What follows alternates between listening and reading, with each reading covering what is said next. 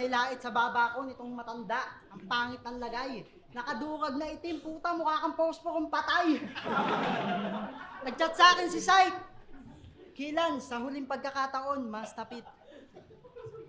Nakamupo na ako eh. Ba't mo pinaalala? Yan tuloy yung mga ginawa niya, bigla sa akin nag-flashback. Di ako maka-oo, kaya sabi ko, chat mo muna, baka takot pa sa akin yung si Pandak. Hoy, lolong kuba na mukhang kutong lupa, mas makati ka pa sa dandruff.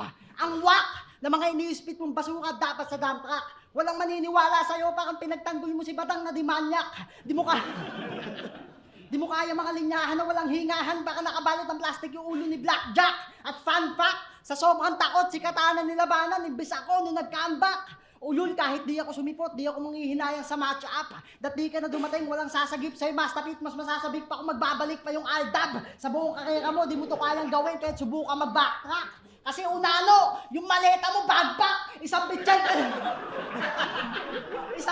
pinatitimpla mo sa swak pack. Kaya ipasok sa top box. Sobrang liit, pag maulan, puta, yung payong niya, tamtax.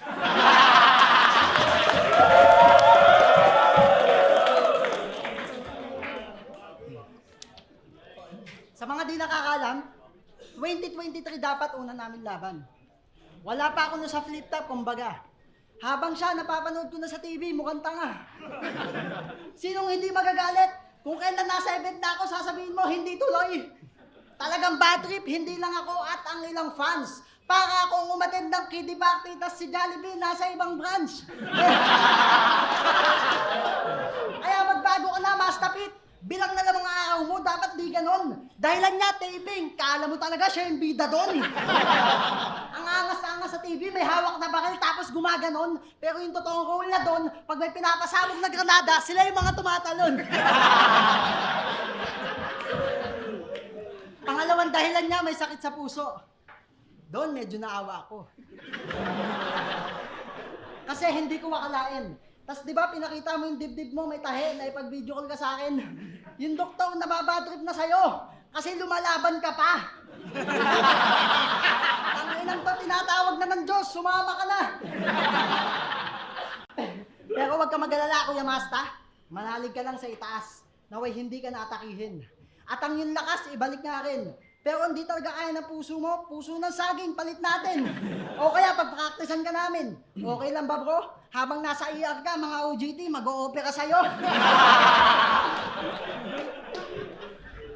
Tinira mo yung pagkakamali ko sa pagja-judge. Nagkakamali ka diyang bayot. Inaamin ko, nagkamali ako 1 beses. Kesa naman sa'yo, 2 beses sa akin natakot.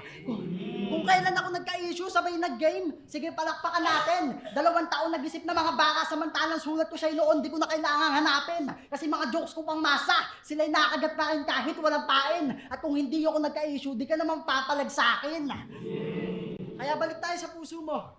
Kaya ka nagkaganyan kasi iniwan ka ng misis mo, damuho ka. Huwag kasi puro pagmamahal, gamitan mo ng utak. Ayan tuloy, nanlumo siya. Talaga nakakakirot at nakakatigok, lalo't binigay mo lahat sa iba napunta. Wala naman sasakit pa sa sakit mo sa puso pag nalaman mo may ibang nagpapatibok ng puso niya. Tinira ko daw yung kamalian niya sa pagja-judge. Tinira ko ba? Hindi ka rin naman talaga mangmang. Huwag kang mag-alalakihan mamaya, titirahin ko pa lang. Tapos yung dibdib ko daw may tahe. Nasaan bungi? Tangina sabi ko wag mong galingan, yan tuloy walang dahilan para umuwi. Tangina nito. Okay!